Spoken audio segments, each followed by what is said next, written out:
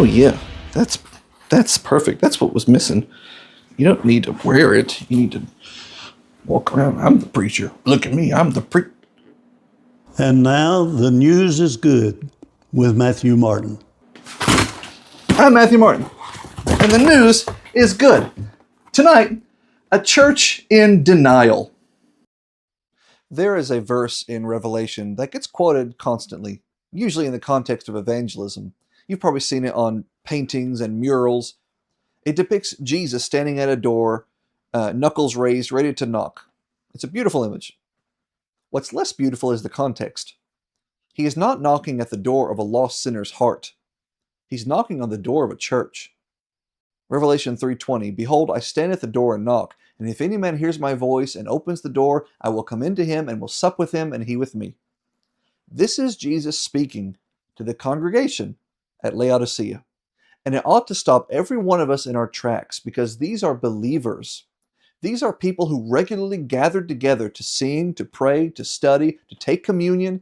This is a typical congregation, and Jesus is on the outside of them.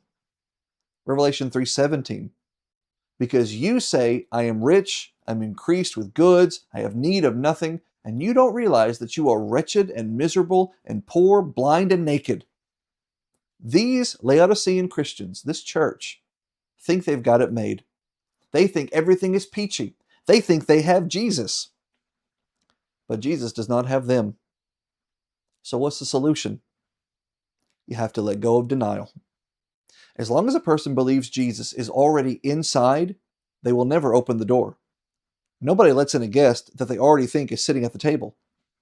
The false confidence that keeps the Laodiceans feeling secure is the thing that keeps them from taking that one step that would actually make them secure. The remedy then isn't complicated. It's painful, but it's not complicated. They have to admit that something is wrong. They have to be willing to look at their lives honestly and hold it up against what the Lord actually requires, and admit that there's a gap between the two. The moment they stop saying, "We have Jesus," and start saying, "We have drifted from Jesus and need him back," is the moment the proverbial door can be opened and Jesus can come inside. Or you can stay in denial and continue being comfortable. You can continue lying to yourself and telling yourself that you're okay when you are not. And that's a good way to keep Jesus on the outside. So take a hard look at yourself.